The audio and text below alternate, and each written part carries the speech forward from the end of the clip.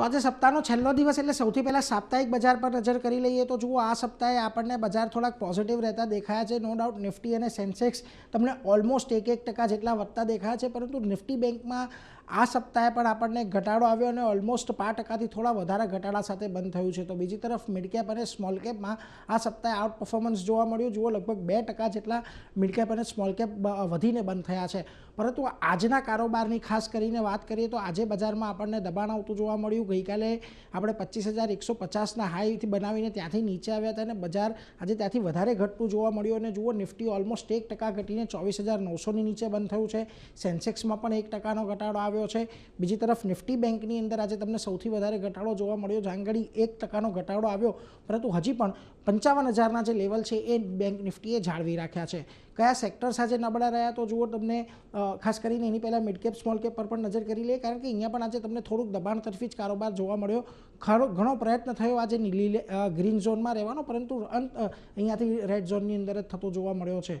આ ઉપરાંત આજના દિવસમાં જુઓ તમને મેટલ PSU બેંકની અંદર એક ઘટાડો જોવા મળ્યો. આ ઉપરાંત FMCG ફિન નિફ્ટીની અંદર આજે તમને દબાણ સાથેનું કામકાજ ખાસ કરીને જોવા મળ્યું. પરંતુ અમુક સેક્ટર એવા હતા જે ગ્રીન ઝોનમાં રહ્યા, જેમાંથી ફાર્મા, હેલ્થકેર અને ડિફેન્સ સ્ટોક્સ હતા કે જ્યાં આગળ આજે થોડીક તેજી જોવા મળી. હવે નિફ્ટીના ઘટનારા શેર્સ પર આવે તો આજે તમને સિમેન્ટ સ્ટોક્સની અંદર મોટો ઘટાડો જોવા મળ્યો. એટલે જુઓ ગ્રાસિમ અને અલ્ટ્રાટેકની અંદર એક દબાણ આવ્યું. આ ઉપરાંત એશિયન પેન્ટ અને હીરો મોટોકોર્પ પણ એક દબાણ સાથે આપણને બંધ થતા જોવા મળ્યા છે. પરંતુ નિફ્ટીના ફ્રન્ટ પરથી જે આપણને તેજી જોવા મળી ત્યાં આગળ જુઓ બહુ વધારે તેજી નથી, પરંતુ M&M, મારુતિ સુઝુકી, BEL, ભારતીય એરટેલ જેવા સ્ટોક આજે ગ્રીન ઝોનની અંદર બંધ થયા. નિફ્ટીના મિડકેપના ફ્રન્ટ પરથી જ્યાં દબાણ આવ્યું ત્યાં આગળ જુઓ ઓલા ઇલેક્ટ્રિક, ભારત ફોર્જ, મઝગાંવ ડોક અને મોતીલાલ ઓસવાલનો સમાવેશ થાય છે. તો જ્યાં તેજી આજના દિવસે આપણને જોવા મળી એમાં ખાસ કરીને Vodafone Idea, AB fashion retail, Bharti Hexacom અને SGVNના કાઉન્ટર હતા કે જ્યાં તેજી જોવા મળી.